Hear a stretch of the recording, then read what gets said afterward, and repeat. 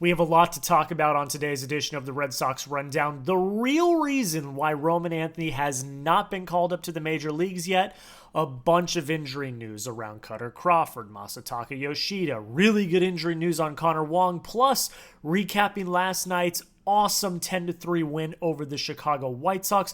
But before we get into any of that, Red Sox news, Red Sox rumors, recaps after every single Boston Red Sox game can be found here on the Red Sox Rundown by Chat Sports. And if you love the Red Sox, make sure you hit that subscribe button. I'm setting the goal of today's video to be 15 new subscribers. So if this is your first time watching a video here on the Red Sox Rundown, consider hitting that subscribe button. Give us 1 week. 1 week. If you don't like the content, you can unsubscribe. No questions asked, money back guarantee. But 15 new people. Hit that subscribe button if you haven't already. All right, I'm going to talk first. I want to talk about Roman Anthony and the news, injury news around him, and the real reason why he has not been called up to the major leagues. Because look, he has been incredible. He had 2 home runs 2 days ago, including a grand slam. He is the hottest hitter in all of the minor leagues.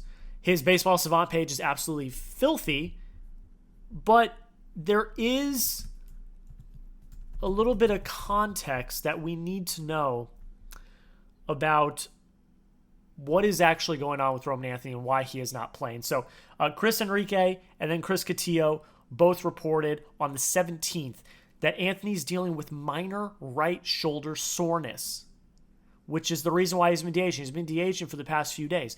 That's the reason why he's been DHing. Does not affect him offensively. Obviously, he's been absolutely raking, but we'll get back to the outfield soon, but the Red Sox are being cautious. So there you go.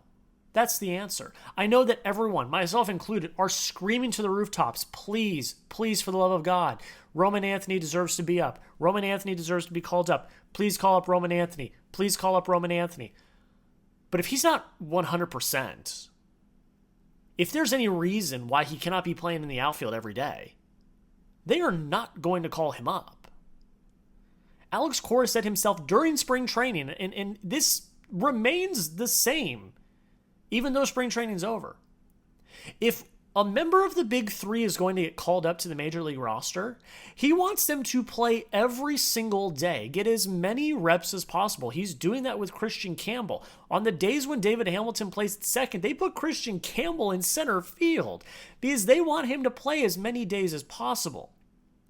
So if you're going to call up Roman Anthony, you need him to play every day. He needs to be an everyday player in the outfield. If his shoulder hurts and he cannot play in the field right now, he's not going to get called up. It doesn't matter how good he is at the plate. He can continue to rake in AAA. He can continue to build his confidence at the plate. Do that. That's a great thing. He can build the confidence. He can feel even better at bat, get more reps at the plate. Do not rush him and risk turning a sore shoulder into something worse. Be cautious. Take your time. He doesn't need to be called up right now. He doesn't have to be. There's no reason. Obviously, you would love that offensive output on the major league roster, but if he's not going to play if he's not going to play every day in the outfield because he's got a sore shoulder and they're trying to be cautious and nurse him back to health, he's not going to get called up. So I know, myself included, want Roman Anthony on the big league roster. He should have been called up. I mean, should he have made the opening day roster? There's an argument there.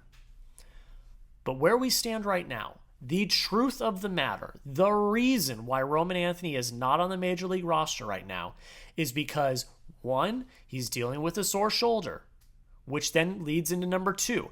They are not going to call him up until he is 100% healthy and able to play every day in the field. Alex Cora, again, said that at spring training when they were talking about Christian Campbell. A member of the big three is only going to get called up if they are an everyday player. And right now, Roman Anthony, with the sore shoulder, while they're nursing him back to health, will not be an everyday player in the field if he were to be called up tomorrow. So, there you have it.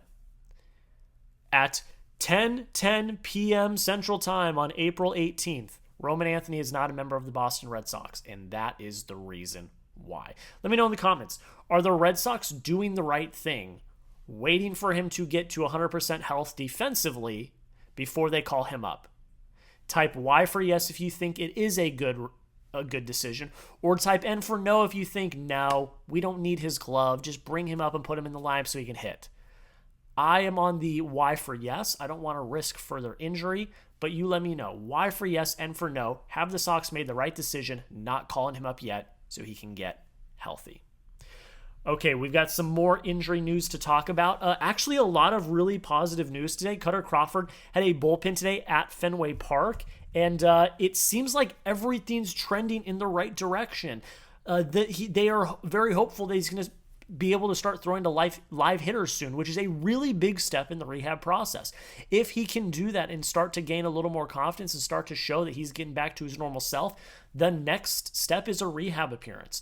And after that, if he's good to go, they can activate him back to the Major League roster. So that's really, really good news, considering that's extra starting pitching depth. And I think he could be a really valuable asset in the bullpen as like a potential long reliever. Like, you want as many pitchers at your disposal, and to get Connor Crawford back in the near future is really, really good news. A little bit of more of a downer, Masataka Yoshida. He's continuing to work in Fort Myers, and today Alex Cora was probably the most frank he's been in terms of Yoshida. He's been very timid when talking about him over the past few weeks, but today he was probably the most blunt he's been. He said, look, he's got good weeks and he's got bad weeks, and we need to have more good weeks than bad weeks in terms of his throwing. And look, I kind of believe him at this point. If Cora's being a little more blunt about it, they want him to be 100% healthy and throwing again. They want him to be an outfield. Like, I don't really get where he's going to fit in the lineup or on the roster, but they want him, I guess, to be a platoon outfielder, I guess.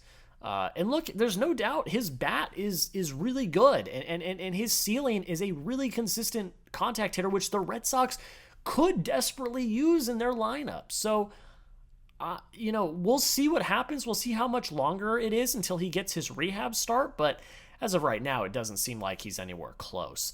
Moving on to Connor Wong. This was a really solid update. So he's done defensive drills. We talked about that a few videos ago, but he started to hit too. He was taking swings off the tee, and Cora was very surprised at his progress. He thought he was going to be much further behind than he actually is. He thinks that he is well ahead of his rehab and his scheduled recovery, and Cora believes that he can be back in 2 to 3 weeks, and Wong thinks he can be back sooner than that.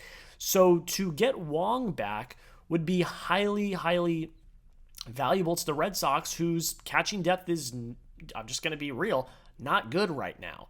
Carlos Narvaez, who we'll talk about in a second, had his first ever Major League home run last night, but he really hasn't been producing at the plate that much until last night, and Connor Wong is still a very valuable piece of this team, even if he's the backup catcher. So getting him back way quicker than we thought is good news, because then they will not be in a really dire situation like we thought they might be. And last but not least, Liam Hendriks is expected to be activated today to join the Red Sox bullpen, which is great news. I think he's going to, like I talked about in the last video, is going to add a really big spark to a Red Sox bullpen that is already really good, but can get even better with Liam Hendriks on the mound. All right, before we move on to talk about the game, I'm just going to remind you one more time, if you have not already, please consider hitting that subscribe button. The goal today is 15 new subscribers. So again, if you are one of those new viewers and you've enjoyed what you've seen so far in this video, we're about 10 minutes in to this edition of the Red Sox Rundown. If you've enjoyed it, hit that subscribe button. 15 subs is the goal today. And again, watch us for a week. If you don't enjoy the content after a week, you can unsubscribe. Money back guaranteed. No questions asked. Red Sox win 10-3 over the Chicago White Sox. This is what we were expecting last weekend, was for the Red Sox to come out and assert their dominance, and it just didn't happen. But this was a really good step in the right direction. that the Red Sox showed really good composure, and they showed that they were coming out swinging. The biggest, players of the night. First off, we'll talk about Hunter Dobbins. I think he's a future, not ace isn't the right word, but he's a future mainstay in your rotation. He is. Buehler's going to be gone next year. Houck, I don't think they're going to extend at this rate. Kutter, I don't think they're going to extend at this rate. Giolito's going to be gone in a year or so. So you're going to need pitchers eventually, and I think that Hunter Dobbins is one that I think early on, very early on, is a candidate to be a mainstay in the rotation. 6 innings pitched, 3 hits allowed in 6 innings, 1 earned run. He did give up 2 runs, but only 1 of them were earned. 6 Ks, no walks. His ERA is at 2.45. Now, I get it. It is the White Sox. I understand that. Still major league players, though. And he has looked really good in his 2 outings on the major league roster. I think, already said, he's going to be a mainstay in this rotation for many, many years to come, which is something that we could not have said a few years ago about our pitching prospects. The pitching in the farm system was the weakest part of the farm system by far.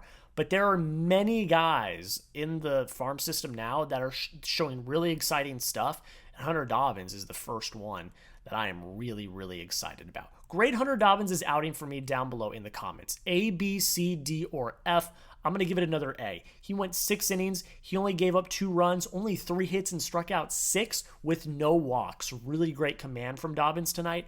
I absolutely love this outing. I'm going to give it an A, but you let me know. A, B, C, D, or F. Grade it down below. In terms of the offense, it was the Trevor Story show. He went 3 for 4. 3 runs scored, 6 RBIs, and 2 home runs. This is the Trevor Story that we've all been waiting for since he signed that contract. He is currently batting .321 with an .876 OPS. He's looking like one of the hottest hitters in baseball right now. Over the past week or so, he has looked really solid. And we've never had a full season of healthy Trevor Story. And knock on wood, he stays healthy this entire season. When he's healthy and on, he is still really good. Alex Cora literally said last night he could be 30-30 when he is healthy. And to see Trevor Story finally start to have a little bit of a renaissance in Boston after years of frustration and years of injuries is so refreshing to see. And he led this offense tonight. He was the spark plug for this offense. And to see him truly break out tonight was something really, really exciting to see. Ceddanne Rafaela got on the board with a home run tonight. He went 1 for 4 with a run, 2 RBIs, did not strike out. That's what you love to see. Carlos Narvaez went 2 for 4 tonight. He had his first major league home run ever with an RBI, 2 runs scored. 10 runs, 11 hits. Only 6 strikeouts, 4 walks. Bad day for Romy Gonzalez. He went 0 for 4 with 2 Ks. The rest of the lineup, though, everyone had a hit except for Bregman, Campbell, and Romy. So Duran had a hit. Devers had a hit.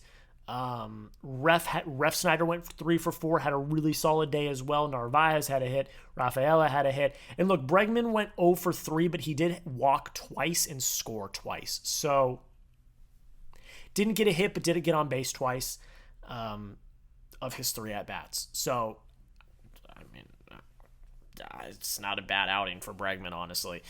This was the Red Sox that I think everyone expected. They expected them to swing the bats, get out early, get going. And for them to be doing it at Fenway, which over the last few years, they have struggled mightily at Fenway. They are really utilizing Fenway to its core. At least early on in the season, their first homestand and now, they are utilizing Fenway in a way that is dangerous for the opposing teams that are coming in, because that park can be very daunting to opposing teams. And the Red Sox so far to start the season have jumped out in front and really, really succeeded at Fenway so far. So really great game for the Sox. Really great game. Like I said, 11 hits, 10 runs, which is huge. 4 walks, 6 Ks. You only strike out 6 times, and you've got really solid pitching across the board. Hunter Dobbins, Brennan Bernardino, Josh Winkowski even. I'm not even a big Josh Winkowski guy, but he looked good as well. Did sacrifice a run, but that's okay. Gave you 2 innings of ball. You saved the bullpen. Yesterday was an off day, and you only used 2 of your relievers, who I think are even kind of not your high leverage relievers. And that's really valuable when you go on this long stretch of games coming up now before another off day. All right, that's where I'm going to end it. I'm going to ask you this question. It's a little bit of a fun one, but I just want to know, are the Red Sox back? Comment yes or no in the comment section down below. Are the Red Sox back? This was a really big coming out party for the Red Sox tonight. They looked good. They looked confident. The pitching was on. The defense, a few little things, but nothing to write home about. And the offense was back hitting. It's the White Sox, so take it with a little bit of a grain of salt, but I am feeling a little bit better about how the Sox are looking, especially today. So let me know, are the Red Sox back? Yes or no in the comments. Make sure you hit that subscribe button. Make sure you give us a like on the video as well. I really do appreciate it. And until next time, go Sox.